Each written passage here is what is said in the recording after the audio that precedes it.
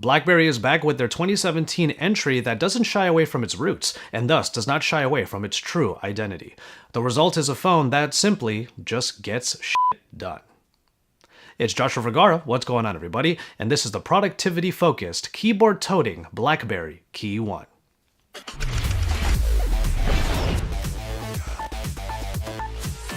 BlackBerry returns to its roots with a design that doesn't shy away from the signature keyboard.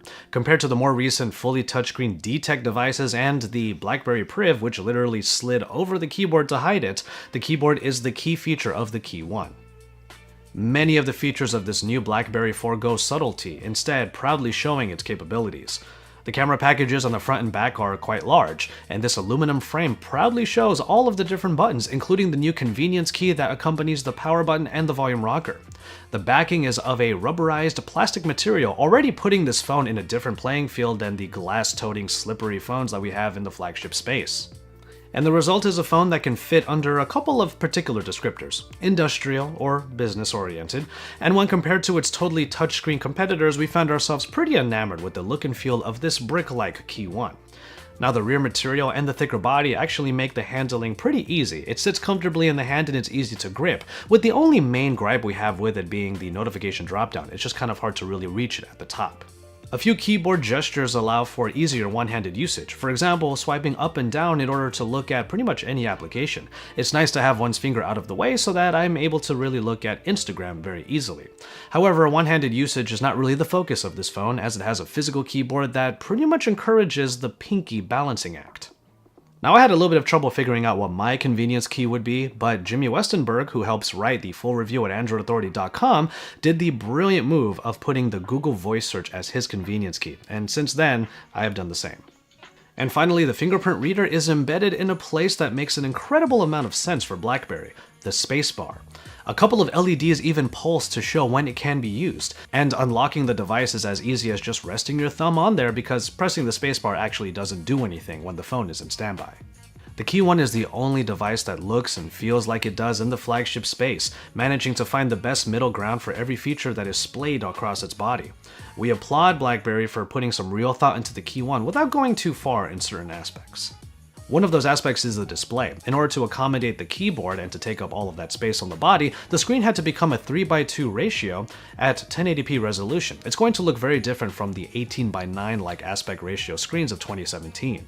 That said, however, it's still a very functional screen and it doesn't do any worse than any other flagship device, despite it not being Quad HD resolution. The IPS display still does a good job of showing off YouTube videos, Sling TV in my case, and even works well when it comes to gaming.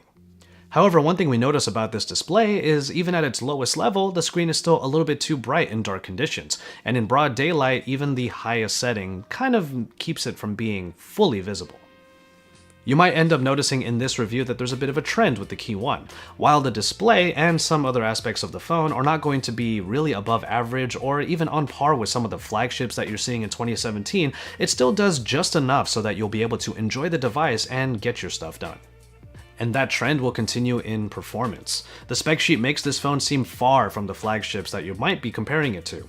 The Snapdragon 625, the Adreno 506, and 3GB of RAM are all at least one step back from basically any other high-profile phone.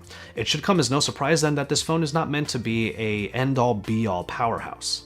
And this is probably mostly due to the 3GB of RAM. It gets filled up pretty easily, and I found myself having to do clear all maintenance, as I call it. Basically going into the recent app screen and remembering to clear all of the applications before I opened up, let's say, a game or even used the phone with Android Auto, which did hang a little bit when the RAM was filled up. So hardcore gamers and avid media consumers probably won't have the best time with the BlackBerry KEYone. However, if you're looking for productivity and for business-like tasks to be the main part of the KEYone, then the phone actually moves swimmingly. Going into the hub and looking at emails or just responding to messages and even swiping over the productivity tab all provide an experience that is seamless and incredibly smooth and really just gets the job done. We had no issues with call quality on the T-Mobile network, even having a really good audio experience because there's a noise-canceling microphone on here and anybody that I called said that I sounded clear and very crisp. 4.5 hours of screen on time was pretty common when it came to our usage with the KEYone. However, on some occasions I actually found myself getting 6 hours of SOT. Now of course there is a 1080p display on here and it's a smaller screen compared to many of its competitors. However, it's still one of the better parts of this phone, and it's easy to top off the battery because QC3 is available in the USB Type-C port down here. Even better, BlackBerry added in a boost mode. Plug in the phone and some of the functions and also processing power will be dialed down, allowing for the phone to find the fastest possible charging time. BlackBerry veterans of the Bold or even the Classic will feel right at home here, but other users might need a little bit of time to get past the learning curve. Pressing down with force on tactile keys takes a little bit of getting used to, especially for those that are used to swiping on touchscreens or even touch typing with keyboards like Flexi. If you want a swipeable keyboard, then you can always put one on the screen, but then you're going to lose precious screen real estate. Indeed, the workflow that BlackBerry is kind of touting here is typing on the physical keyboard and then resorting to voice if you need it. Even the currency key that has a speaker icon on it has basically just one function: turning on the loudspeaker during calls. You can imagine that if you're on a call and you need to look something up, you press that button and then you're already on the keyboard, so you continue typing and searching and finding the thing that you need. Now, a lot of BlackBerry users are probably trying to figure out what shortcuts they're going to put on their keyboard. 52 shortcuts, 2 for every letter on the QWERTY keyboard, are available for long presses or short presses. There is one caveat, however. You have to use the BlackBerry launcher in order to take advantage of this functionality. The reason is because the BlackBerry launcher waits for the input and then opens the corresponding app or shortcut. Using a third-party launcher will open up the device search, which is an extra step to the shortcut. But as we'll explain later, the BlackBerry software is actually really nice to use, so it may not be that much of an issue if you feel the same way. With a little bit of imagination, there are many possibilities to the KEYone keyboard. Me in particular, I ended up using the keyboard for mapping controls for my favorite games and my favorite emulators. I was able to play the PSP without a lot of the face buttons being on the screen, and they're now mapped to the keyboard and out of the way. Go deep into the keyboard settings and you'll find the ability to change the right shift key to a control key of sorts, allowing you to do Control A, Control C, Control V for copying and pasting all over the place.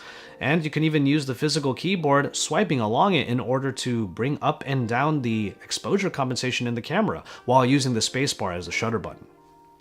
As I said, there's a little bit of a learning curve with this keyboard, and if you are one of those people that really wants to type super fast on your phone, then it might take a little bit of time to get used to. However, once you get past that learning curve, there's so much fun to be had on this phone, and you'll be able to discover new things that you can do with the phone in an easier way because you have all of these inputs here on the bottom of the phone. BlackBerry takes steps from some reputable smartphone cameras to make one that is on par with typical needs. While it's not an amazing shooter, it keeps from being below average: 12 megapixels at 1.55 micron sizes and f2.0 aperture. The main issue that we have with this camera is how it deals with sharpness and detail. Everything seems a little bit soft once you zoom into the photo, even if at first glance it's still pretty good to use on social media. Where we do enjoy the camera experience is in self-portraits. The front-facing camera gets a nice bump up to 8 megapixels, which is actually more than many other cameras out there that sport 5 megapixels. The results are slightly sharper selfie photos, which can be used in pretty much any situation, but BlackBerry makes it a point that this could be a great video conferencing camera.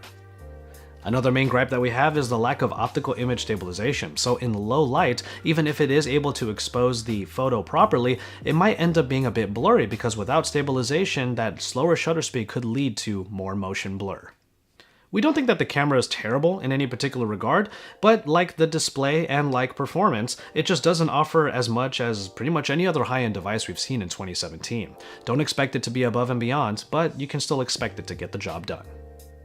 And finally, the experience that ties all of this together, the software. BlackBerry has done a lot to add its own identity to Android over the last couple of years, and it all begins with the launcher. The only place that it really clutters things is in the app drawer, where even the Shortcuts tab or the Widget tab just seems a bit antiquated compared to current Nougat editions. But one thing we really do like about it is the ability to have quick pop-up widgets. By swiping up on any of the different applications that have widgets installed, you'll be able to have a small pop-up version of it rather than needing to put it on your home screen. But really, it's just a gateway to all of the productivity apps, the BlackBerry Hub being the place where it all comes together. It's a catch-all for emails and messages, and it pulls from different messaging apps, even WeChat. However, when it comes to these messaging apps, for the most part, you're just looking at the notifications. Selecting any of them will just open the original app. Emails are a better time on the hub where you get a number of tools to be able to richly format your responses or flag them for later usage. And of course, if you swipe down, you'll be able to take a look at your next upcoming calendar entries.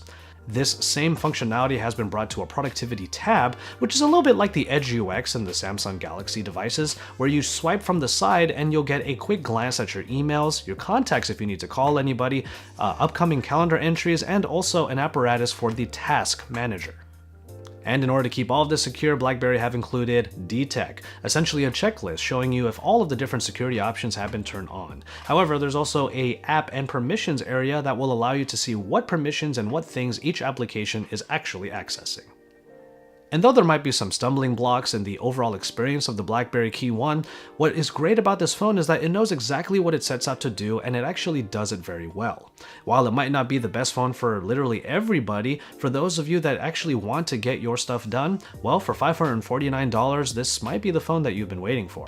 And if you've been looking for something different, well, this is definitely a phone you should be checking out. There are a lot of users out there that might scoff at the BlackBerry KEYone or at BlackBerry in general, but those might be the same users that ended up saying recently that smartphones are starting to get boring. We have nothing but touchscreens now and everything is a black slab, and while those are very valid arguments, you should also remember that BlackBerry has decided to buck that trend. This is a phone that dares to be different, and even if it's not perfect, it is still an enjoyable device. We don't recommend it for literally everybody, but if you've been waiting for something different and something that just simply gets shit done, well, the BlackBerry KEYone just might be the phone that you've been waiting for. And here we are in 2017, and we can't wait to see what they bring next. As always, thank you guys very much for watching, and I hope you enjoyed this review of the BlackBerry KEYone. If you're a BlackBerry fan, then this might be the phone that you've been waiting for. But if you've also thought that touchscreen phones have started to become a little bit cookie cutter or maybe boring, then you've also been waiting for a phone like this. Keep it tuned to Android Authority for even more about this phone and even more across the flagships that we have this year in 2017. We're only halfway through the year, so there's a lot to look forward to. Keep it tuned to Android Authority for that and even more. Head on over to AndroidAuthority.com for all of the best written content, and then subscribe to this channel if you haven't already, because we are your source for all things Android.